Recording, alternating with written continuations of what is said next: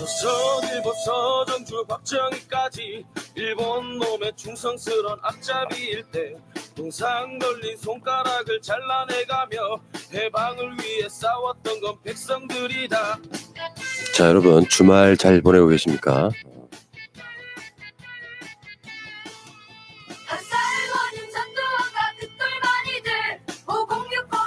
우리 어머니가 이 노래 보고 북한 노래냐고 물어보던데.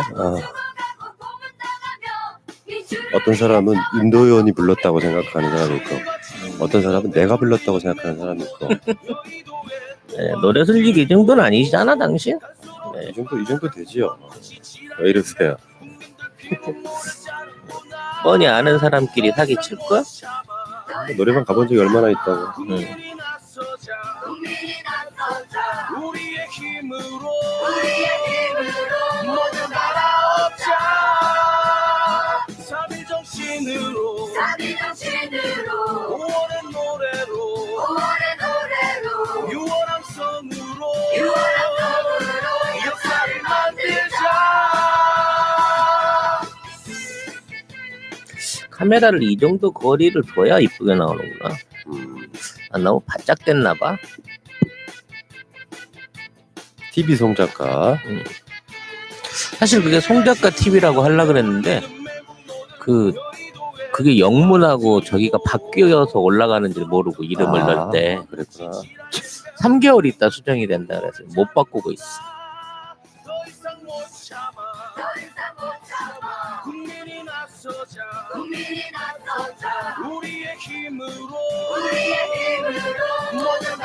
지금 송작가 TV 가면요, 재밌는 거 많아요.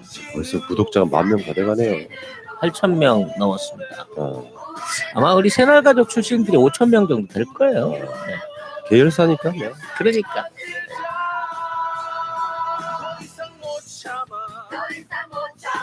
국민이 나서자. 우리의 힘으로 모두 날아오자. 자, 오늘 주제가 재밌을 것 같아요. 올 때 노래가 기냐?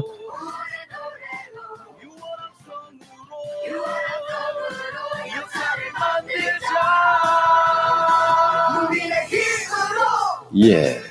1절만 합시다.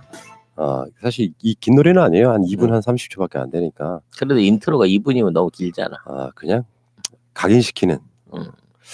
자, 그런 거고요. 자, 시작하겠습니다. 자, 주말 잘 지내고 계시는데 심심하실까봐 우리가 주말에 찾아옵니다. 자, 시작합니다. 자, 찌라시의 중국 이야기 141번째 시간 시작하겠습니다. 어서 오십시오. 안녕하십니까. 지금 현세에 존재하는 천재. 너무 과분한가? 옛날에 이제 그 과거에는 이런 분들이 이제 와룡이다. 와룡. 누워 있는 용이다. 이런 얘기가 있었죠. 네. 네. 참 그 비주얼이 금복주 같고요. 뭔가 좀 약간 좀 신령스러워. 금복주를 달마로 알고 계신 분들이 있는데요. 달마가 아니고 포대 화상입니다, 여러분. 포대 화상. 네. 그렇구나. 중국형 산타크로스 같은 분이죠. 그 포대에다 선물을 많이 들고 다니면서 어린 아이들에게 나눠줬다고 하는 굉장히 그 중국 안에서 인기가 높은 그런 그 캐릭터입니다. 중국 어떤 전통 캐릭터죠. 네. 네. 상상의 화상이긴 한데 많이 닮았다는 거 인정합니다. 그렇죠. 그러니까 네. 복스럽게 생겼어. 사람들이 이걸 전라도 말로 귀 있다 이렇게 표현하는데 귀 있게 생겼어. 감사합니다. 자, 알겠습니다. 근데 남자들한테만 이렇게 보이나 봐. 아니. 여자들도 그런 캐릭터를 좋아하는 사람들이 꽤 많아요. 많아야 될 텐데. 많아야 되는데. 뭐 내가 보기엔 한 명도 못 만났어. 아직도 그래? 그럼 결혼을 어떻게 한 거야? 중국이었으니까 가능했죠. 그렇구나. 네. 그쪽 사람들은 외모를 안 따지거든요. 그쪽 사람들은 이런 외모를 좋아하지 않나요? 당연하죠. 부자 관상이죠, 중국에서는. 그러니까. 네. 뭐 이제 얼마 남지 않은 것 같아요. 내가 봤을 때는 우리 송 작가님이 살 날이? 아니까 조원 때 돈을 벌 날이 얼마 남지 않은 것 같다. 그렇군요. 자, 이제 뭐 추석이 이제 코앞에 다가와 있는데 대대적으로 지난주에 파켓몰 이벤트를 했어요. 네네. 어떻게 됐어요? 뭐 소문에는 어마어마했다던데. 네, 엄청나게 매출이 많이 났고요. 그러다 보니까 상품이 조기 품절돼서 죄송합니다. 계약을 못 해드리겠습니다 하고 취소한 분들이 꽤 계셔가지고 제가 굉장히 사과 말씀을 드릴 만큼 어마어마한 매출 보내주셨습니다. 정말 감사드립니다. 진짜 대단한 거 같지 않아요? 우리 청취자나 시청자분들 보면 진짜 대단해. 네. 뭔가 느낌이 어떤 느낌이냐면은 어떤 그 의심도 없이 도와주자 요 느낌이 그냥 있어 보여 일단은. 늘 언제나 감격하고 감사하고 있습니다. 네, 우리 그 세가 나라든가를 통해서 맺어진 지난 한 4, 5년간의 의리가 아직도 살아있다. 그 사랑이 아직도 유대를 가지고 있다는 면에서 제가 굉장히 든든합니다. 좋습니다. 예. 자, 어쨌건 그 파켓몰의 추석 이벤트는 성황리에 종료됐다는 말씀드리고 네. 특별히 파켓몰 쪽에서 감사하다는 인사도 전해주셨습니다. 네. 자, 본격적으로 출발하겠습니다. 자, 오늘의 주제는요. 굳이 말하자면 이게 이제 음모론의 결정판 이런 건데 딥스테이트라고. 네네. 예를 들면 정상적인 국가 권력이 아닌 상태에서 백그라운드에서 실제로 그렇죠? 나라 운영을 조정하는 뭐 이런 느낌이에요. 네네. 자, 오늘의 주제 직접 말씀해 주시죠. 남북 중미 일에 숨어 있는 공공의 적이 있습니다. 숨어 있는 공공의 적. 네, 지금의 권력과 대척점에 있는 숨어 있는 공공의 적이 있는데 이들이 말하자면 하나의 연합으로 뭉쳐져 있는 거예요. 그리고 이네들이 거대한 저항, 본격적인 이제 저항의 시기에 들어갔다는 거죠. 이게 이제 세계 어떤 역사에 앞으로 펼쳐질 2000년, 2021년도에 엄청난 격변을 예고하는 사안이 있기 때문에 그 부분을 여러분들한테 간략하게 정리를 해드리려고 합니다. 스케일이 큽니다. 오늘은 글로벌합니다. 뭐 우주적인 거 아니고 우리나라 육자회담에 참여하는 모든 국가 중에 러시아만 빼고 오늘 다 나옵니다. 아, 그렇습니까? 초 울트라 뭐 이런 거네요. 네, 음모론의 뭐랄까 결정판. 네, 뭐 종합판. 종합판. 네, 뭐 이런 거죠. 네, 알겠습니다. 자, 지금 그 일본 이야기부터 먼저 한번 네네, 볼까요? 일본부터 가야 되죠. 그러니까 첫 번째 주제, 일본의 비이성적인 선택. 네. 고립을 각오한 아베의 벼랑 끝 전설. 네. 중거리 탄도 유도탄 배치. 이게 뭐예요? 아시다시피 이제 마크 에스퍼가 세일을 하러 다니지 않았습니까? 우리 우방에다가 유도탄을 설치하고 싶다라는 얘기를 하고 다녔죠. 아무도 못 받는다 그랬잖아요, 제가. 이거 받으면 작살날 수 있다고. 일본과 또 하나의 그 팔라우 제도라고 하는 이건 뭐 나라라고 해야 될지 모르겠지만 이 두 군데에 설치를 하겠다라고 하는 발표가 지금 나오고 있습니다. 아, 그래요? 네. 이게 정상적인 건 아니죠, 지금? 아니죠. 이게 이제 정식 국가의 발표는 아닌데 이미 이제 이런 내용들이 언론을 통해서 흘러나오기 시작한다는 거는 어느 정도 이제 준비가 돼 있다는 거예요. 그리고 또 일본이 그 방위비를 사상 최대 규모로 내년에 한 10조 원 정도를 늘립니다. 원래 우리랑 비슷했어요. 한 40조에서 45조 원 뭐 이 정도 쓰던 나라가 우리가 내년에 50조로 올리는데 이것들이 60조로 올린다고 합니다. 그 비용이 뭘 거냐? 네, 이게 무기 구입 비용으로 의심이 되는 부분인 거죠. 근데 지금 일본은 너무 무리하는 거 아니고 옥수수도 그렇고. 네. 너무 무리하는 것 같은데. 지금 아베가 말 그대로 벼랑 끝에 몰린 겁니다. 자기 정권을 유지하기 위한 벼랑 끝에 몰려서 일종의 손절매도 준비를 좀 하고 있어요. 약간 바지 사장을 내세우려고 하는. 근데 이런 것도 이제 다 이 아까 연결돼 있는 딥스테이트의 연결선상에 다 있다는 거죠. 결국 미국을 지배하고 있는 숨은 권력들이 중국과 일본과 이제 일본에도 영향을 미치고 있고 그것 때문에 북한과 우리 대한민국이 영향을 받고 있는 사태를 2012년 이후에 한번 전반적으로 정리하는 시간이 될 수 있습니다.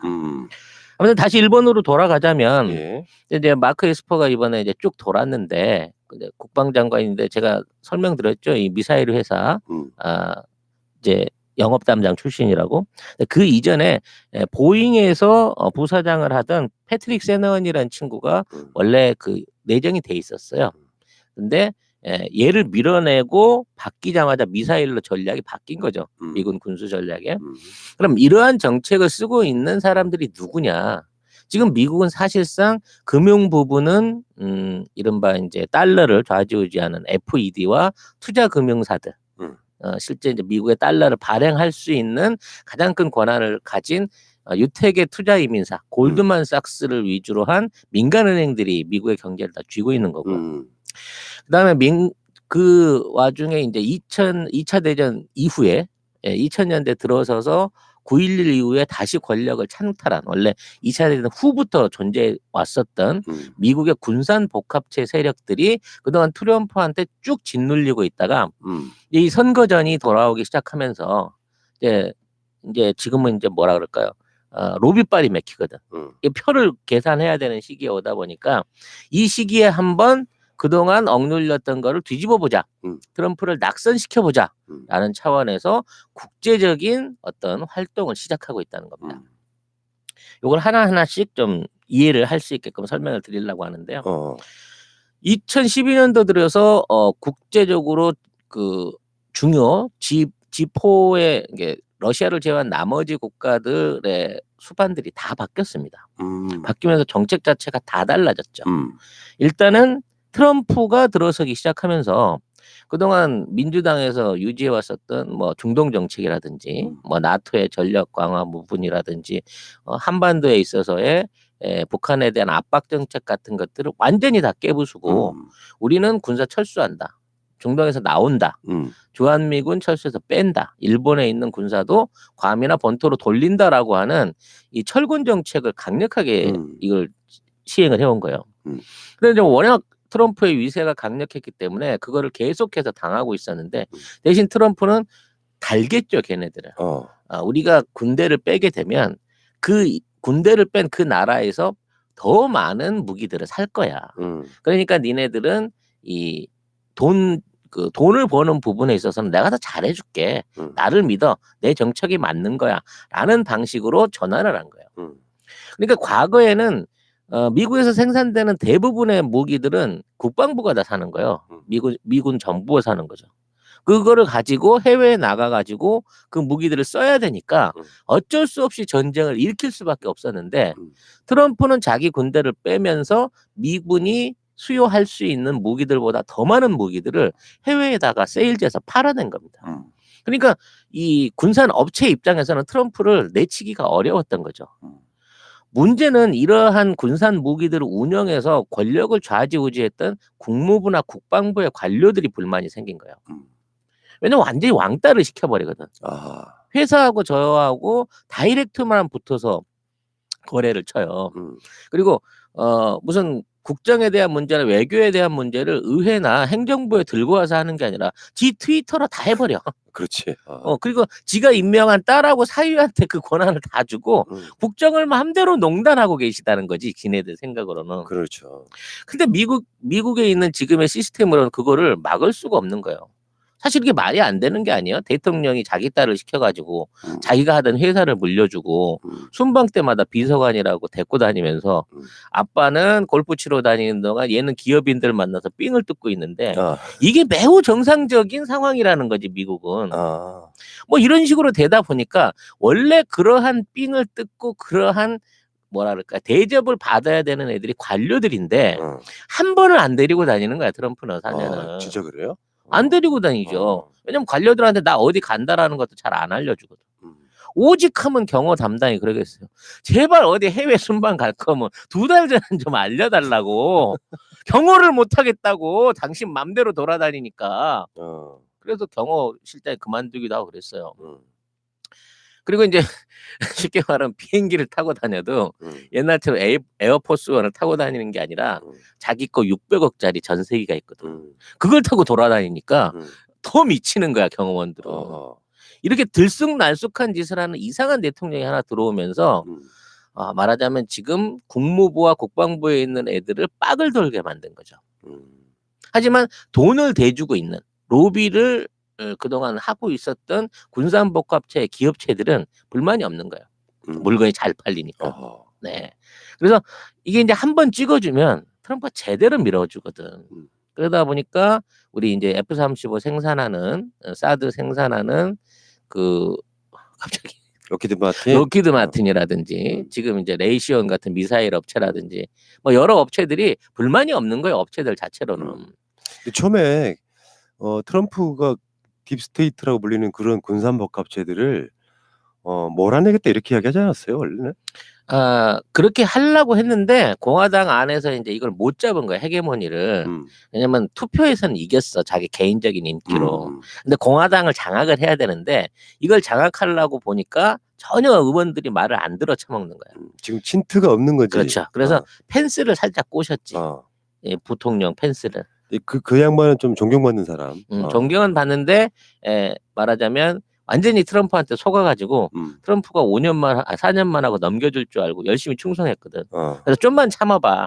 이번에 트럼프 잘 도와주고 나면 차기엔 우리가 제대로 발휘할 수 있었는데 펜스와 그 소속된 의원들을 완전히 속여버린 거죠.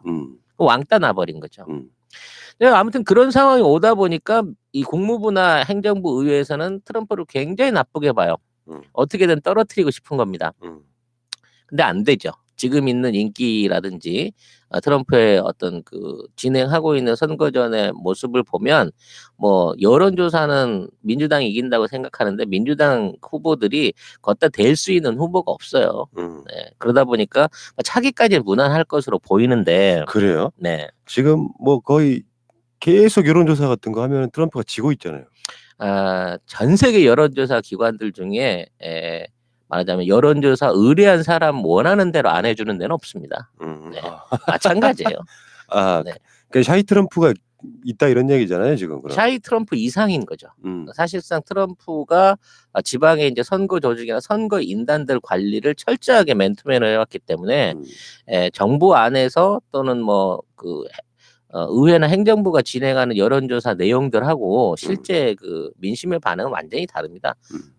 그 미국 서민들은 트럼프가 그래도 잘하고 있다고 생각해요. 그렇지. 이민자들 맞고 개인 인건비를 일단 상승을 시켰고 일자리 질이 나빠지긴 했지만 주식도 오르고 그래서 트럼프는 잘하고 있다고 생각하기 때문에. 그러니까 서민 중산층들 웬만한 사람들한테는 미국의 이익만 위해 싸우겠다 요런 그렇죠. 이미지가 있는 거잖아요. 그 이미지, 강한 미국의 이미지를 막 허상으로 심어주고 있기 때문에 충분히 선거에서 이길 수 있는 여지를 가지고 있습니다.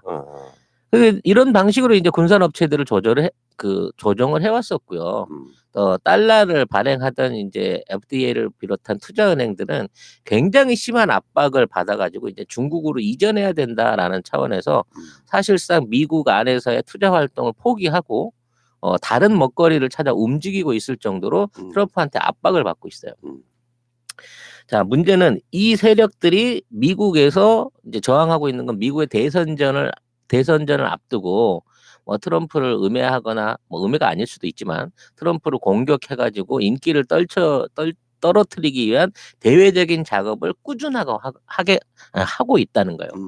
근데 이러한 반응이 미국에서만 있는 게 아니라는 겁니다. 중국 안에도 시진핑을 싫어하는 세력들이 있어요. 근데 그 세력들하고 연관되어 있는 게 또한 이 딥스테이트라는 겁니다. 트럼프의 시진핑의 최고의 정적은 누굴까요? 장쩌민입니다. 과거에 이제 모든 정책을 국가를 15년 동안 좌지우지했던 장쩌민이 후진타오의 5년까지도 장쩌민이 다 해먹었으니까 상하이 방이라고 하는 막강한 배경을 가지고 그 상하이 방을 활용해 가지고 트럼프의 권력을 처음에 억제하려고 했었어요. 그러니까 트럼프란 죄송합니다. 시진핑의 권력을 무력화시키려고 그랬어요. 그러니까 허수아비를 만들려고 그랬거든. 근데 시진핑은 이제 뭐 부패 척결을 들고 나와서 장쩌민하고 연결돼 있었던 그 정치적인 경쟁자 4인방을 숙청을 했고 자기도 상하이방 소속이긴 했지만 자기 그 장쩌민의 어떤 배경이 됐던 정치적 배경이 될 수 있는 상하이방에 관련된 인사들을 엄청나게 숙청했어요. 4년 5년 동안 50만 명이 가까운 인사들이 자리에서 쫓겨났고 그와 관련된 기업들이 사찰을 받았습니다. 그러면 왜 이 장쩌민의 세력 상하이방은 미국의 딥스테이트하고 연관이 있는가를 알아야 돼요. 이거는 이제 처음에 중국이 개방되기 시작했을 때 등소평 이후에 천안문 이후에 장쩌민이 집권을 하고 나서 장쩌민이 지금 미국에서 불어온 신자유주의에 적극적으로 협력함으로써 중국의 경제를 일으켜낸 겁니다. 무슨 얘기냐면 미국 안에서 신자유주의가 불어오고 미국 안에 자체적으로 생산할 수 있는 능력이 떨어진다고 판단한 자본들이 그 자본들을 들고 중국에 와서 하청 공장들을 만든 거예요.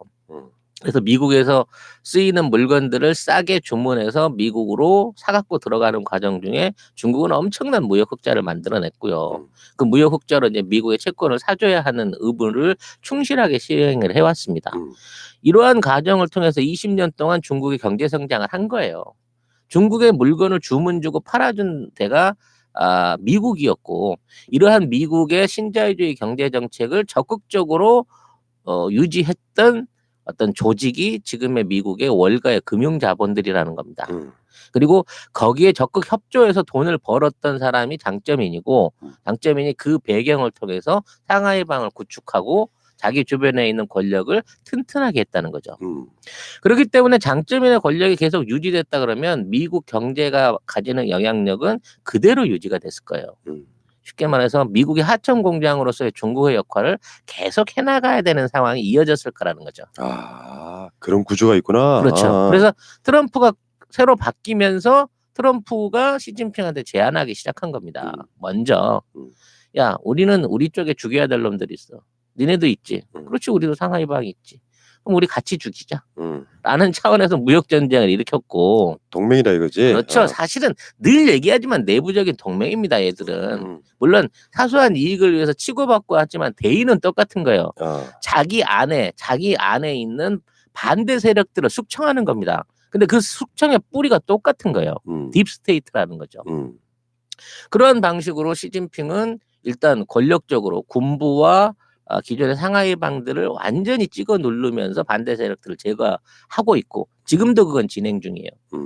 그럼 물어볼 수 있죠. 장쩌민이 그럼 장쩌민의 상하이방이 딥스테이트하고 연결돼 있다는 고리는 뭐냐? 장쩌민의 아들이 미국에서 유학했어요. 그리고 골드만삭스에서 근무했습니다.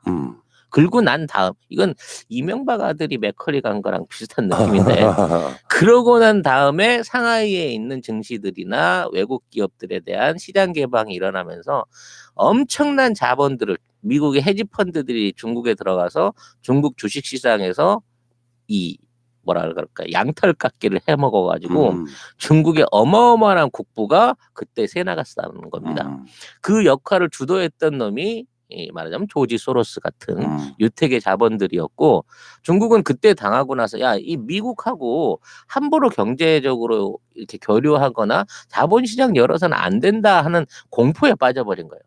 그리고 그 과정에 붙어서 이거를 떡고물을 얻어 먹었던 게 이제 그 장쩌민 세력이었기 때문에 그때 생긴 자본이 다 부패 자본이 된 거고요. 그거를 섬멸하기 위해서 시진핑은 5년 동안 투쟁을 해온 겁니다. 부패와의 투쟁을.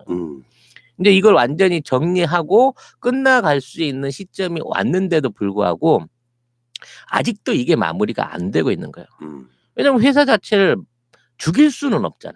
살려는 놓은 상태에서 구조조정이라든지 뭐 여러 가지 소유 지분 구조라든지 이런 걸 조정해 나가야 되는데, 얘네들이 끝까지 버티면서 시진핑도 얼마나 가나 보자라고 하면서 내부적인 갈등을 계속 일으키고 있는 거예요. 그 대표적인 사례가 홍콩인 거죠. 그리고 대만인 겁니다.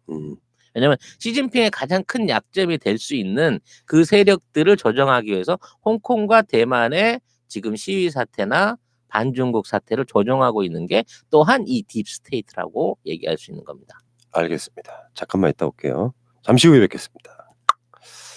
자, 계속 가실까요? 네. 그래서 시진핑은 이제 요 단계에서 꼭 얘기하고 넘어가야 될 게 이제 시진핑과 북한의 연계 관계입니다. 북한? 네. 장쩌민 시절에는요, 북한하고 관계가 굉장히 좋았어요. 그 관계가 좋을 수밖에 없는 게 장쩌민의 어떤 정책이라든지 역할을 아주 입안의 혀처럼 잘 해주면서 그걸 그 북중 관계를, 조중 관계를 조정했던 사람 고모부로 고모부였던 장성택이 있었습니다. 숙청당했다는 그 네. 장성택. 이 장성택은 중국하고 교역을 통해 가지고 원자재 팔고 뭐 노동력으로 뭐 공장 하청 받아줘 이걸로 해갖고 사실상 북한을 먹여 살렸어요. 그렇기 때문에 북한 내에서 김정일도 함부로 장성택을 건드리지는 못하는 겁니다. 근데 그 김정일이 급사하고 난 다음에 이제 약관에 20대에 김정은이 올라오게 되면서 김정은 네, 김정은은 이제 일종의 꼭두각시처럼 권력을 가지지 못 이제 권력을 제대로 발휘할 수 없는 말하자면 백두혈통의 지배가 끝난다라고 하는 그 예상이 지배적이었어요. 근데 이 상황 하에서 처음에 한 1년이 넘도록 장성택을 못 건드립니다. 근데 장성택을 건드릴 수 있었던 그러니까 장성택을 숙청할 수 있었던 결정적인 계기가 언제 생기느냐? 시진핑의 등장에 생긴다는 거죠. 시진핑이 그동안 장점이라고 연결돼 있었던 이른바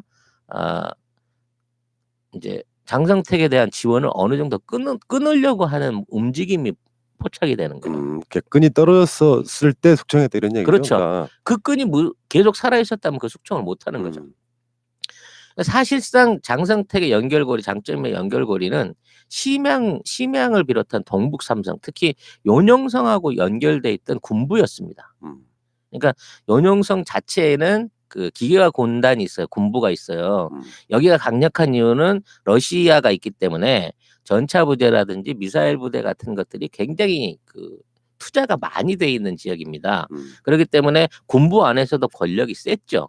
그리고 이 군부가 북한하고의 교역, 이 장성택하고 교역을 주도하는 세력이었기 때문에 사실은 처음에 취임할 때만 해도 시진핑이 그 권력을 못 건드릴 때였어요. 근데 그 권력을 조정해야 되겠다라고 생각하면서 군부 개혁을 일으키기 시작합니다. 처음에는 그 개혁에 안 넘어가려고 했는데 그 개혁에 어쩔 수 없이 동참하게 된 계기가 뭐였을까요? 인도와 중국의 국경 분쟁입니다. 이 국경 분쟁이 생기면서 중국 안에 군구 전체가 변화가 되기 시작해요. 인도하고 대규모 전쟁을 할 수도 있다. 핵전쟁이 날 수도 있다. 뭐 이런 이제 루머가 퍼지기 시작하면서 각 군구에 있는 장성들을 차출해서 위치를 바꾸고요. 아까 단독으로 심양 공구로 돼 있었던 중국의 그 북부의 가장 강력한 군벌 만주 이제 옛날 만주 그 군벌의 후예가 될 수 있는데 이 군벌들을 북부 군구라고 해가지고 다른 군구하고 합쳐버려요. 물타기를 해버립니다. 그 권력을 뺏어버리는 거죠. 그래서 장점이는 그 북한에서 나왔던 황태자 형 있죠? 김정은의 형. 네. 김정남. 네. 장점은 김정남을 엄청나게 보호했습니다. 왜 보호했냐면 만일의 경우에 북한에 문제가 생기면 김정남을 데리고 들어가서 북한의 위성 정권을 세우려고 하는 준비를 했기 때문에 철저하게 경비를 했어요. 그렇기 때문에 북한에서 어떻게든 쟤를 없애버리거나 다시 잡아오려고 해도 그렇게 할 수가 없었습니다. 근데 시진핑이 지금 이제 아까 말한 대로 북한에서 속청이 시작될 그 무렵부터 그 경호를 안 해주기 시작한 겁니다. 그래서 미국이 돌려달라 그랬어요. 우리한테 넘기라 그랬어요. 김정은을 안 넘겨줬습니다. 그러던 상황 하에서 이제 돈이 끊기니까. 왜냐하면 그 당시에 이제 뭐 장점인한테는 돈을 받아서 썼는데 내가 보기엔 시진핑이 그것도 끊은 것 같아.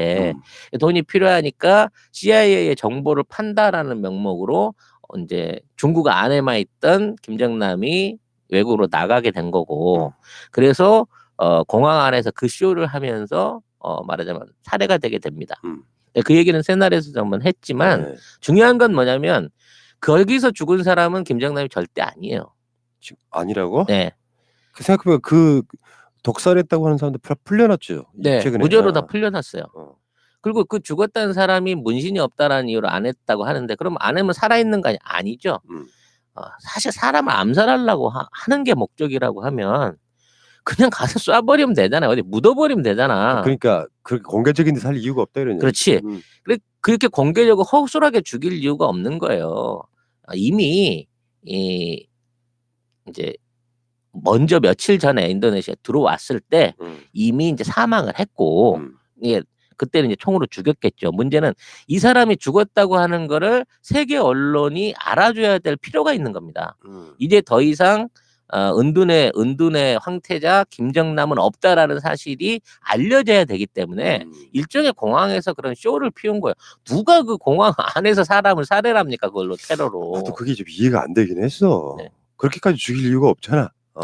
결국 그렇게 함으로 인해서 그동안 이제 장점인 체제 하에서도 그렇고 이제 김정은 체제 하에서도 중국에서 일종의 반조선, 그러니까 김정은 정권을 타도하겠다고 하는 장성택의 후예들이 모여서 활동하던 자유조선을 비롯한 반조선 단체들이 이 김정남을 잃어버리면서 와해되기 시작한 거고, 그럼으로써 김정은은 시진핑하고 다이렉트로 붙을 수 있는 여력을 다시 만들어낸 거죠.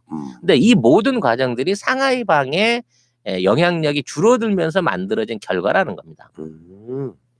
그러니까 결국 김정남이 죽은 이유도 시진핑이 어느 정도 용인을 했기 때문에 이게 가능한 사안이라는 거예요.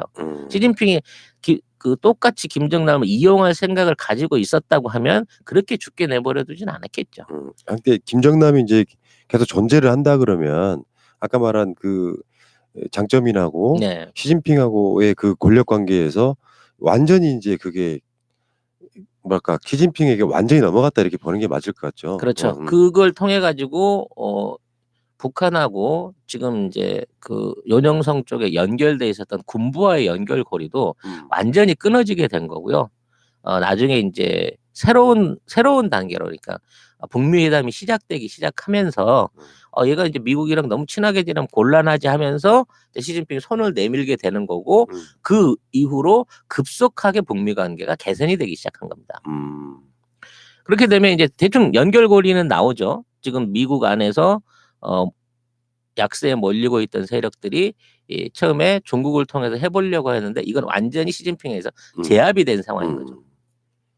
조금 반대의 경우가 있습니다. 네. 우리나라는 뺄게요. 뭐 한반도 프로세스로 지금 이제 그 트럼프를 마음대로 쥐고 흔들 수 있는 계기를 만든 거는 정말 신의 한 수이기 때문에 그 얘기는 많이 했기 때문에 일본의 정치적인 변화도 우리가 이해를 해야 되는 겁니다. 일본에 아베가 들어왔어요. 아베는 말 그대로 군국주의를 다시 부활시키려는 목적이 집권의 목적입니다. 그쪽 집안이 그래요. 네. 이게 이제 가계도를 쭉 따라서 올라가게 되면 얘네들이 이제 조슈아 번이라 그래갖고 자기 지역 동네에서 군대를 일으켜가지고 말하자면 일본을 개혁했다. 그리고 일본을 세계 최고의 위치로 만들었다. 군벌로라고 생각하고 있는 그 후예가 아베입니다. 기시노부스케도 마찬가지고 아베도 마찬가지고 얘네들 생각은 오로지 대륙 정벌론밖에 없는 거예요. 그래서 그러한 생각을 가지고 있는 아베가 올라오게 되면서 그때는 이제 그 트럼프가 아니었기 때문에 오바마하고 엄청난 그 뭐랄까요, 많은 교류와 계획들을 통해 가지고 저한테 맡겨주십시오. 제가 동아시아에서 군비를 늘려가지고 자 러시아 중국 맞고 미국의 뜻을 따르지 않을 수 없도록 우리가 강력한 군사국가가 되겠습니다. 아마 동생일 텐데 바마 동생 나 한번 믿어봐. 뭐 이렇게 해갖고 준비를 쭉 해온 거예요. 근데 트럼프로 덜컥 박힌 거야. 바뀌어서 그래도 뭐 우리가 그동안 해왔던 그 행정부나 뭐 이런 군산들하고 해왔던 게 있는데 그 정책 기조가 유지가 되겠지라고 생각을 한 거죠, 아베는. 근데 막상 딱 까놓고 보니까 전혀 딴 사람이 온 거야. 지금까지 상상도 못 해볼 이상한 놈이 와가지고 캐릭터 진짜 짱이지. 정말 와갖고 대접은 실컷 받고 뒤에 가서는 뒤통수를 날리는 짓을 계속하는 트럼프를 만나게 된 거죠. 문제는 그 와중에도 아베는 어떻게든 미국을 끼고 가야 되니까 미군을 끼고 가야 되니까 여러 가지 방식으로 한반도를 침탈할 방식들을 만들어냈다는 거예요. 준비를 많이 했다는 겁니다. 여기서 이제 여러분한테 그 얘기를 좀 해야 될 부분이 있는 게 우리가 이제 많이 회자되고 있는 한일 간의 그 협정이 있지 않습니까? 그 보상권 문제 이런 거 나오고 있는 한일 협정이 있는데, 네, 한일 이걸 뭐라 그래야 되죠? 그냥 한일 협정이라고 보면 그 당시 돼요. 한일 협정인데 사실 그때는 경제에 이제 국한돼 있는 문제였어요. 음. 그럼 왜 한일 협정이 열렸느냐에 대한 숨은 스토리가 있습니다. 혹시 그 음모론? 어떤 음모론? 일본의 사주를 받은 게 박정희였다? 그런 것도 있지만 기시노부스케가 박정희를 내세워서 한일 협정을 하고 국교를 회복하려고 했던 이유에는 마스야 계획이라고 하는 숨어 있는 계획이 있었어요. 이게 이제 실제 존재했던 거고 일본 야당 의원에 의해서 폭로가 돼서 여러분들도 검색하시면 알 수 있는 뭐 일종의 그 실패한 계획인 건데 그 당시 마스야 계획이 뭐냐면 한국에서 2차 대전, 그러니까 2차 남북 전쟁을 일으키는 겁니다. 북한과 남북 간의 한반도 전쟁을 다시 일으켜가지고 자위대와 미군이 출동을 해서 북한을 밀어 올리고 만주까지 점령한다라는 게 이 마스야 계획의 초안이에요. 그래서 그 당시에 박정희를 앞세워서 국교를 개선한 이유가 사실상은 전쟁을 일으키기 위한 목적으로 지원을 하기 위해서 또 그와 관련된 연결고리를 만들기 위해서였다라고 하는 마스야 계획이라고 하는 작전 비밀이 있습니다. 이놈들은 전쟁 광인가 봐. 그렇죠. 굳이 전쟁을 일으켜야 될 이유가 그쪽 뭐가 있어? 가문이 150년 전부터 전쟁으로 일어난 가문이잖아요. 피가 그랬구나. 피가 그런 거지. 그 당시에 총리가 사또 에이사쿠입니다. 이 사람이 누구냐면 기시노부스케의 친동생이에요. 그리고 그 당시에 방위청 장관이 고이즈미 주니어라고 하는데 이름 익숙하시죠? 그러니까. 고이즈미 주니치로라고 지금 아베 바로 앞에 자민당의 총재를 하던 고이즈미 주니어의 아들이 고이즈미 주니치로입니다. 지금 그렇지 않아도 제가 며칠 전에 우리 방송에서 인기 투표했더니 아베보다 많이 나오더라. 그 친구 아니에요? 그 친구의 할아버지인 거죠. 아, 할아버지? 네. 그러니까 이 당시에 총리인 사또 에이사쿠하고 고이즈미 주니어 방위청장이 실제 한일 경제 협약을 통해 가지고 한반도에 진출해서 전쟁을 일으킨 다음에 북으로 밀고 올라갈 계획을 세우고 있었다는 거예요. 이게 이제 들통나면서 이걸 못 쓰게 된 거죠. 그리고 난 다음에 두 번째 시도가 있었습니다. 그게 2002년도예요. 평양에서 했던 평양선언이 있습니다. 평양선언. 여기에서 이제 고이즈미가 다시 등장을 하죠. 그때 당시가 아마 최초의 북한과 일본의 선언 이런 거였어요. 선언이었죠. 그 당시 계획으로는 이제 우리 돈으로 계산하면 40조 원 이상을 전쟁 보상비로 지원하는 조건으로 이제 국교를 연다라는 그 계획을 서로 주고받은 거예요, 김정일이하고. 근데 결국 못 받았죠. 못 받았죠. 핵실험을 하는 바람에 그게 진행이 안 됐는데 그 당시에 고이즈미가 총리였고 거기서 관방장관을 하던 놈이 아베라는 겁니다. 그러니까 결국 아베와 고이즈미가 이제 북한과의 국교 수립을 이루려고 할 때 그 배경이 뭐가 있었냐면 북한하고 수교를 하고 난 다음에 남한하고 단교를 하는 거예요. 예. 그때 설마. 아니 그때 목적이 그런 거였다니까. 그래서 남한을 고립시키는 상황에서 다시 어떻게든 남북 간의 전쟁이 일어나게끔 만들려고 했던 게 2차 작전이었다는 겁니다. 그리고 3차 2000년대 초반에 들어와서 진행됐던 게 미일 공동작전이라고 하는 계획이 또 2000년대에 들어선 거예요. 이거는 자위대를 일본 안에 이제 한국에 있는 일본 시민들을 보호하고 뭐 기업들을 보호한다는 명목 안으로 자위대를 한국에 진출시켜 가지고 주한 미군하고 같이 편제할 수 있게 만드는 방식을 시도하려고 했던 겁니다. 이 모든 시도 뒤에는 만일 이러한 걸로 해갖고 한국이 반발을 하게 될 때, 정치권이나 국민들이 반발하게 될 때 경제 제재 조치로 찍어 누른다. 즉 지금 발동되고 있는 이러한 경제 제재 조치들에 대한 준비가 이미 2000년대 초반부터 이루어지고 있었다는 거예요. 그러니까 결국 아베라는 놈은 그냥 군국주의의 망령이야. 다시 어떻게든 전쟁에 일어서 한반도와 만주를 차지하는 게 궁극적인 목적이야. 캐릭터 독특하네. 네. 사실 이런 현대에서는 전쟁 일으키는 것 자체가 이게 사실 말이 안 되는 거거든요. 땅 따먹게 하겠다는 거잖아요. 근데 이게 뭐 어떤 그 전쟁이라고 해서 옛날처럼 임진왜란처럼 차 몰고 배 몰고 와서 어떻게 하겠다는 게 아니라 자, 이러한 방식으로 경제적으로 정치적으로 영향력을 확대해 갖고 한국이라는 나라 일본의 영향권을 넣겠다고 하는 계획을 오래전부터 수립하고 있던 놈이라는 겁니다. 이게 몇 년째 이 지랄을 하고 있는 겁니까, 얘네들이. 요즘에 나오는 정보들로 보면은 한국을 너무 쉽게 봤다만. 그렇죠.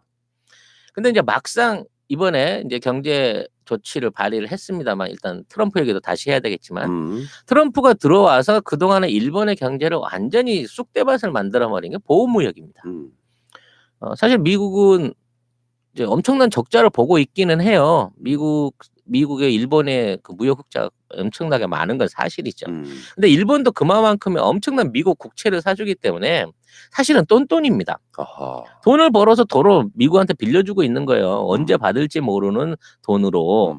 그러니까 일본은 부강하지만 그렇게 부강한 부들이 다 미국 국채 사는데 들어가 버리기 때문에 이게 서민들한테 낙수가 없어요. 그러니까 계속 일본이 잘 나가도 국민이 가난한 이유가 거기 있는데 그렇게 하기 위해서는 미일 간의 무역이 계속 진행이 돼야 된다는 거죠. 근데 보호무역 조치로 이거를 끊어버리기 시작한 거예요, 트럼프가. 그래서 아니 이렇게 보호무역을 할 것 같으면 달러라도 찍어내갖고 우리가 좀 더 무역 수지를 높일 수 있게 아베노믹스 할 수 있게 좀 지원 좀 해주라. 그래서 달러를 어마어마하게 찍어내지 않았습니까? 우리 돈으로 400조 이상을 찍어서 뿌렸다는데 그 이상일 거예요. 그런데도 불구하고 경제가 망한 겁니다. 그리고 한반도 프로세스가 시작되기 시작하면서 정치적으로 점점 더 믿고 있는 미국이 한국하고 가까워지는 느낌을 받기 시작하는 거예요. 그리고 말씀드렸다시피 이번에 뭐 무역 협상이라든지 뭐 여러 가지를 통해 가지고 지금 아베 정권의 위기가 최악의 순간까지 지금 오고 있는 겁니다. 그래서 지금 말이 돌고 있는 게 일종의 아베의 퇴진을 준비하는 이선의 후보자가 누구냐 하는 걸 띄우고 있다는 거죠. 그래서 방금 말씀하신 아까 얘기했던 고이즈미 주니치로의 아들 고이즈미 주니로가 지금 그 후보로 올라오고 있는 겁니다. 38세죠. 인기 투표는 1위더만요. 근데 나이가 너무 적지 않아요? 적게도 적고 정치 경력도 10년으로 일천하죠. 근데 사선이더만. 예. 왜냐면 이제 선거가 그동안 자주 털려가지고 2년마다 해서 사선까지 한 거예요. 근데 이 사람이 유명한 거는 잘생겨서 그래요. 그러니까 완전 배우처럼 생겼더만요. 그리고 부인이 아나운서거든. 우리로 말하면 뭐 아나운서 국회의원 커플 뭐 이래가지고 지명도가 굉장히 높아요 국민들한테. 김민석 위원장. 그 얘기 그러는 거기로 되면 어떡해. 김 위원장 이상해지잖아. 거기까지. 네네. 갑자기 생각이 났어. 네. 아무튼 유명세가 일본에서는 그냥 지지도인 거야 사실은. 워낙 정치인들이 인기가 없으니까. 이 친구를 총리 후보로 띄우고 있는 거예요. 아베가 하다 안 되면 이 친구한테 넘기는 거죠. 이거는요 옛날에 아베가 한번 썼던 수법이랑 똑같아요. 96년에 아베가 수상하다 물러났잖아요. 네. 그때 왜 물러났을까요? 그 당시 일본 경제가 막 그 스캔들에 의해서 굉장히 안 좋고 정치에 대한 불신이 어려울 때 자 우리가 젊은 세대한테 한번 맡겨봅시다 라고 해서 바지 사장을 시킨 겁니다. 아베는. 그리고 1년 만에 물러났죠. 아베는. 그러면서 아베한테 얘기했을 거예요. 걱정 마. 너 10년 후에 다시 시켜줄게. 그 약속이 이루어지는 나라가 일본인 겁니다. 고이즈미 주니치로 똑같은 거예요.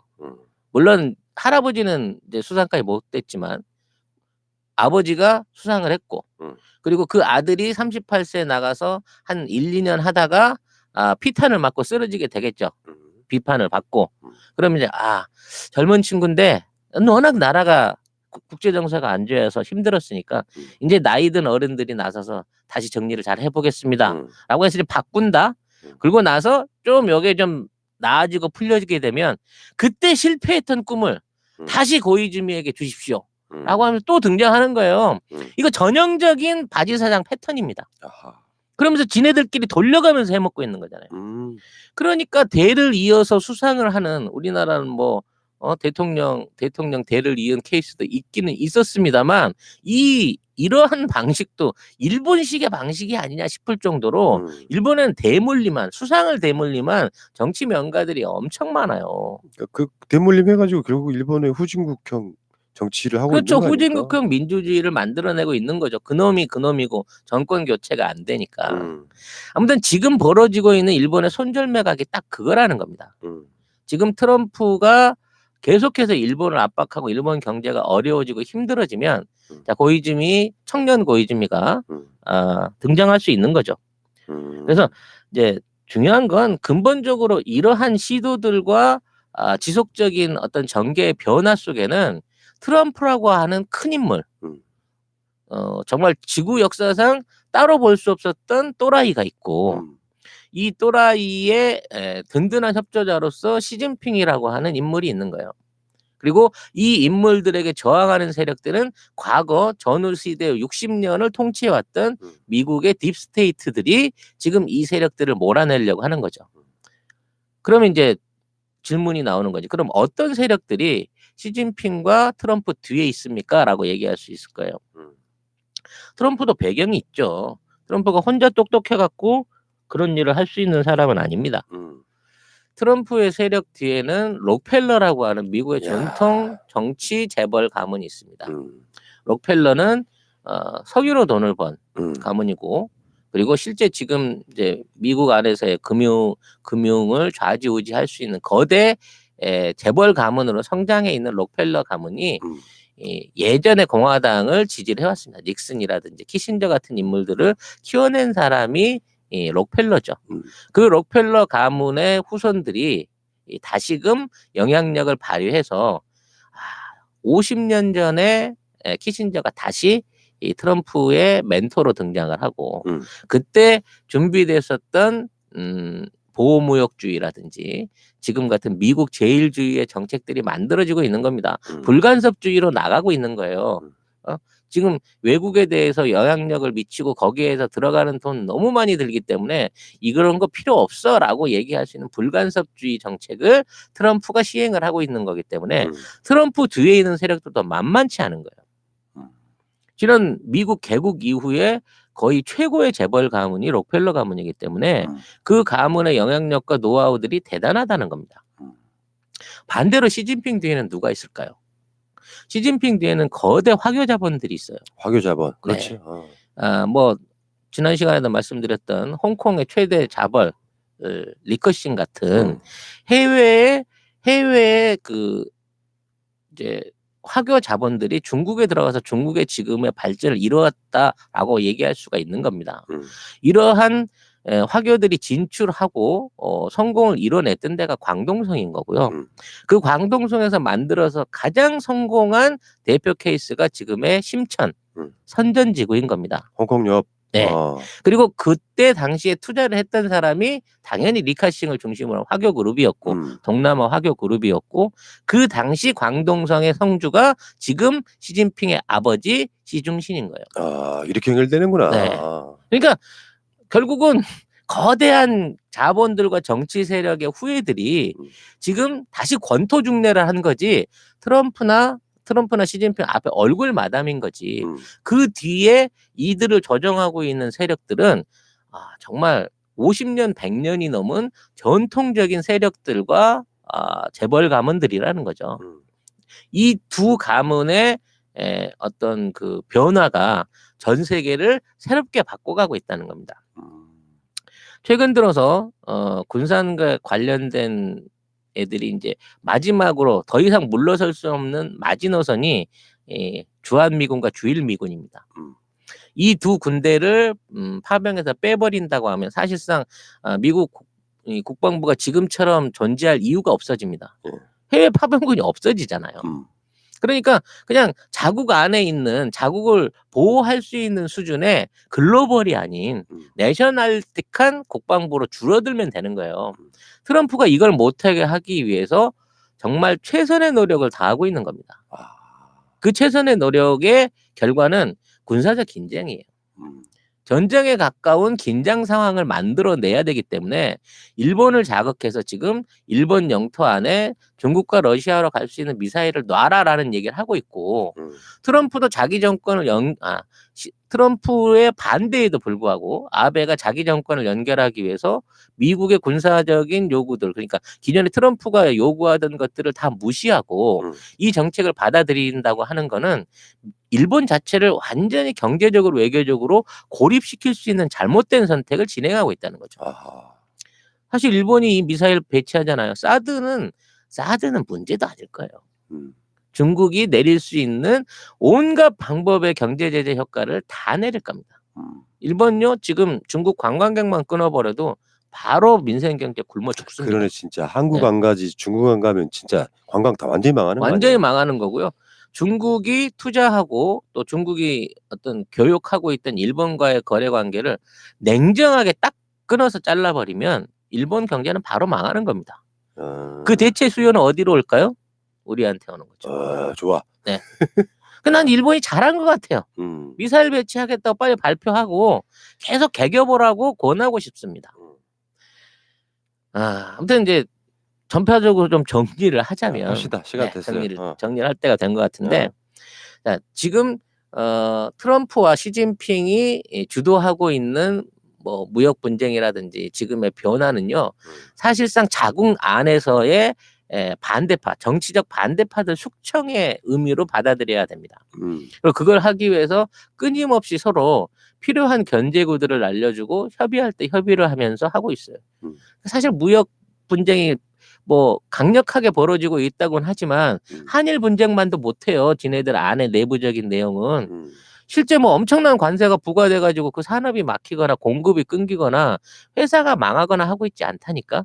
그냥 큰 소리만 계속 내면서 너 30% 때릴 거야, 막 우리 그럼 아무것도 안 사줄 거야, 막 이러고 있으면서 요 위기 상황을 이용해 갖고 내부 단속을 해요. 내부 단속. 내부 안에 있는 반대파들을 숙청하는 데 이거를 정략적으로 이용하고 결과적으로 이거를 자신의 정권이 완벽하게 그 반대파들을 몰아낼 때까지 쭉 이어갈 거다. 대선 이후까지. 그리고 시진핑은 지금의 홍콩이나 대만 문제가 정리될 그 수순까지도 계속해서 이거를 이어간다라고 봐야 되기 때문에 최소 2년 반 이상은 지금과 같은 상황이 나올 거라는 얘기예요. 그리고 지금 이제 시진핑의 입장에서도 남북한이 어떻게든 좋은 관계를 가지고 통일이 되는 게 유리하고 그 안에서 미국의 영향력을 덜어낼 수 있다고 하면 적극적으로 한반도의 통일을 도울 작정입니다. 지금 있는 상황에서는. 그리고 트럼프도 목적은 이 동아시아에 있는 자국의 군대들을 철수해갖고 군산 스테이트의 세력을 완전히 죽여버리는, 그러니까 군수 무기를 팔아서 회사들을 살리는 데는 아무 문제가 없는 상황에서 아까 설명드린 대로 국무부와 국방부 안에 있는 사실상 권력을 쥐고 있는 군부 세력들을 완전히 타파하기 위해서 지금에 있는 정책, 그러니까 한반도 평화와 함께 일본 왕따하는 정책들을 계속 밀고 갈 거란 얘기예요. 그러니까 결과적으로 제일 쪼달리는 그룹은 현재 군산 복합체들과 일본의 지금 한반도의 어떤 정쟁이나 위기 상황을 팔아서 먹고 살아야 되는 아베의 무리들이 아주 위기에 몰린 거고, 그 위기를 전공법으로 탈출할 수 없기 때문에 미사일 부분이라든지 국지전 도발이라든지 뭐 이런 방식의 정말 극단적인 선택을 할 우려가 높다는 거죠. 그러므로 거기에 대비한 충분한 제어력, 방위력, 군사력 이런 것들을 갖춰야 되는 거고, 남북한이 그러한 일본의 위기 상황, 위험 상황, 우리를 이간질해 가지고 어떻게든 한반도로 분열 상태로 몰아 넣으려는 상황을 이해한다고 치면 남북의 군사 공동이 빨리 진행해 가지고 일본에 혹시 있을 모를 군사적인 도발에 공동 대응할 수 있는 체제를 빨리 만들어야 된다라는 얘기를 여러분들한테 결론으로 드리고 싶은 겁니다. 근데 이런 거는 있어요. 확실히 그 전쟁을 어마어마하게 일으켰던, 학살에 가까운 전쟁을 일으켰던 나라가 막 군비를 증강한다든지 뭐 전쟁 가능한 군대로 만든다든지 어마어마한 미사일을 배치한다든지 하면 결국에는 공공의 적이 되잖아. 그렇죠. 근데 그런 상황을 전쟁으로 뭔가를 한다는 것 자체가 사실 우리랑 마인드가 완전히 다르네. 지금 이제 그 전쟁을 일으키는 데 있어서 가장 걸림돌이 되는 요소가 비대칭 전략인 미사일 전략입니다. 지금 일본에는 탄도미사일이 없어요. 공격형 탄도미사일이 없습니다. 그래서 그런 무기들을 확보하지 못하면 일본의 해군이나 공군들이 안정적으로 말하자면 한국이나 이제 한반도가 제일 가까우니까 사실 지들이 러시아 먼저 건드려서 중국 먼저 우리를 건들려고 하겠지. 한반도로 진출하려고 했을 때 그 방어선을 뚫기 위해서는 상호 포격이 가능해야 되거든요. 서로 미사일 기지를 없애야 돼요. 소모전을 통해 가지고. 근데 지금은 그게 안 되기 때문에 일본의 군대가 비행기나 배가 만일에 우리 영해 안으로 한반도의 근해로 들어온다고 하면 이건 백발백중으로 다 격추시켜 버릴 수 있습니다. 그러고 나면 그 미사일 부대가 끝나고 난 다음에 우리 육군이 또는 남북한의 공동 육군이 일본에 상륙하게 된다고 하면 일본은 그냥 그거 한 방어로 정벌되는 거예요. 말 그대로 만화 같은 얘기 좀 남벌이 가능한 수준이 생긴다는 겁니다. 그렇기 때문에 일본은 미사일 전략을 간절하게 갖고 싶어요. 근데 신임 장관이 레이시온사 장관이 와가지고 야 니네한테 미사일을 줄게. 지금까지 어디에도 없었던 최고 기능을 가진 탄도, 파괴력, 유도력, 거리를 갖고 있는 미사일이야. 니들 이것만 쫙 갖춰놓고 있으면 북한이 걱정이 아니라 러시아, 중국도 니들을 함부로 하지 못해라고 꼬시고 있는 겁니다. 그게 트럼프가 아닌 거예요. 트럼프를 밀어내고 싶어하는 군산 복합체들이 아베를 꼬시고 있는 겁니다. 근데 예전에 아베는 그런 말을 들어야 들을 수가 없어요. 왜? 아니 어떻게 미 대통령 말을 안 듣고 니네 말을 듣고 우리가 뒤에서 딴짓을 하겠어라고 얘기를 하지만 지금은 트럼프한테 이미 배신감을 느꼈기 때문에 그런 무모한 선택을 할 수 있다는 겁니다. 그런 측면이 있어 보여요. 네. 최근에 하는 걸 보면. 홋카이도나 뭐 북해도는 러시아를 위해서 있는 거고요. 앞에 있는 오키나와 같은 남방에 있는 건 중국을 겨냥으로 해가지고 미사일 기지를 놓겠다라고 발표를 할 것 같다는 거죠.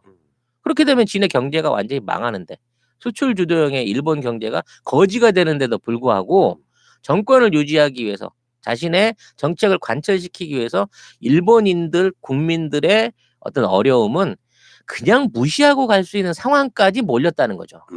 하긴 그 이야기는 요즘 많이 나오고 있어요. 네. 한국 경제가 오히려 더 탄탄하고 구조가 좋다 이런 이야기 그럼요. 나오고 있고. 근데 이제 마지막으로요. 여기서 천안함이 무슨 관계가 있어요? 천안함이 굉장히 중요한 역할을 한다? 네. 최근 우리가 이스라엘하고 FTA를 뜬금없이 맺었습니다. 아시아 국가로는 처음입니다. 근데 이스라엘과 우리하고는 굉장히 수건적으로 풀어야 될 관계가 있어요.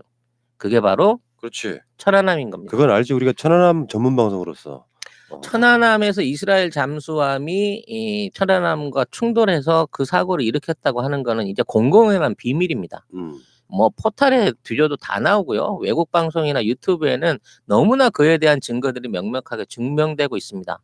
근데 이제 이게 정치적인 논리에 의해서 이거를 다시 까보자고 얘기를 못 하고 있기 때문에 우리 정부도 지금은 천안함 문제가 뭐 북한의 뭐 폭침입니다라고 주장을 하지만 남북 관계가 한반도 관계가 개선이 되고 또 여기에 대한 부분을 풀기 위해서는 지금 남북 관계 경색의 가장 큰 원인이 됐던 천안함 문제를 풀어내야 된다는 거죠. 그리고 이러한 문제에 있어서 가장 신경을 많이 쓰는 데가 결국은 이스라엘이라는 당사국하고 그리고 군산 스테이트라는 겁니다. 이 한반도 주변에서 훈련을 해야 되는 트럼프는 싫어해요. 워게임이라고 이런 돈만 들고 쓸데없는 짓을 왜 하나라고 하지만 이걸 안 하면 군산 복합체의 엄청난 매출이 줄어들어 버리기 때문에 영향력이 줄기 때문에 어떻게든 주한미군을 남기고 한미연합훈련을 하고 싶은 게 미국의 입장인 겁니다. 그래서 지금 뭐 전자권에 관련된 최근에 오보들도 있었고 나중에 통일돼도 연합사 지휘권은 미국이 갖고 싶다 협정해달라 뭐 이런 요구가 있었다라고 하는 것 그 주장이 있는 게 사실 그런 주장이 있기도 있었을 거예요. 지금 군산 스테이트는 그걸 원하고 있으니까. 그래서 이 군산이 했던 가장 부끄러운 짓 중에 하나가 천안함인 겁니다. 그 당시에 이스라엘의 그 사고를 덮어버리기 위해서 우리의 그 고유한 장병들을 희생시켰고 그로 엄청나게 말도 안 되는 증거 조작들을 일으켰거든요. 근데 얘네들이 다 민주당 정권과 오바마와 군산복합체가 한 짓이라는 거죠. 자, 이거를 우리가 먼저 풀라고 하면 반발이 생길 수 있지만 이스라엘이 먼저 사과를 해준다면 트럼프가 이 부분에 대해서 봐라 니네 워게임 하다 이런 사고도 낸 적 있잖아 라는 방식으로 이걸 수면 위에 끌어올린다고 하면 이 문제는 지금 이제 여러 가지 효과가 있는 거죠. 트럼프의 가장 숙적으로 지금 머리를 들이밀고 있는 군산 복합체에 대한 아주 결정적인 타격을 먹일 수 있는 이 특급 정보인 거고요. 그걸 통해서 일본에 진출하려고 했던 어떤 확장 정책 같은 게 완전히 무산될 수도 있을 뿐더러 우리 국내 정치에도 보게 된다면 남북 간에 어떤 제재 상황을 만들어내고 경쟁 상황을 만들어냈던 요인이 해소될 뿐만 아니라 이거를 정치적으로 써먹었던 이런 이 이명박근혜 정부의 숙골 보수들은 이제 설 자리를 잃게 된다는 거예요. 근데 이걸 써가지고 활용할 수 있는 기회가 트럼프의 선거전밖에 없지 않느냐는 생각을 자꾸 하게 돼요. 굉장히 복잡하게 들어가네요. 네. 알겠습니다. 어떤 요지인지는 알겠고 결과적으로 이게 빵 터져줘야 지금 있는 모든 문제들이 일거에 해결될 수 있습니다. 반대로 우리가 이걸 빵 터뜨릴 수 있다는 카드가 지금 미국의 군산, 그러니까 우리 지금 뭐 주한미군 병력을 조정하고 뭐 이런 것들을 관여하고 있는 군산들을 사실상 올가맬 수 있는 결정적인 스모킹건이라는 거예요. 우리는 그냥 알고만 있으면 됩니다. 어느 시점에.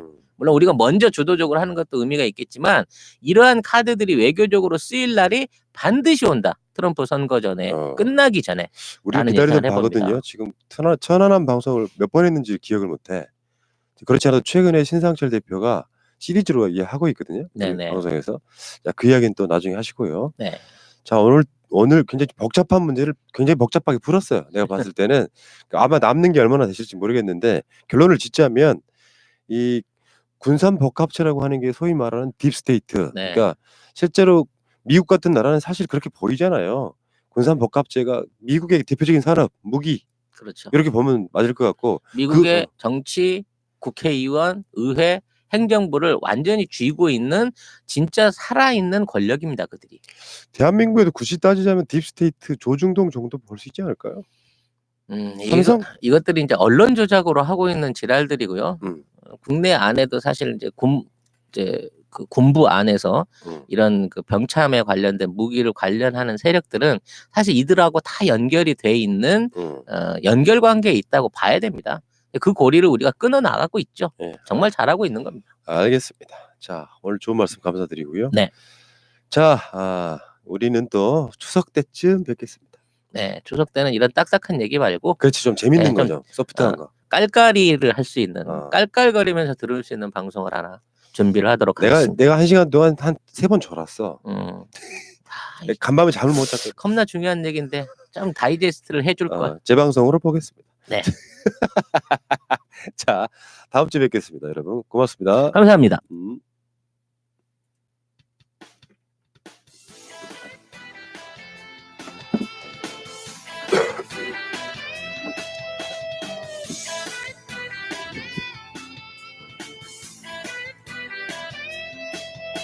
조선, 일본, 서정주, 박정희까지 일본 놈의 충성스런 앞잡이일 때 여러분 좋아요, 구독 부탁드려요. 해방을 위해 싸웠던 건 백성들이다.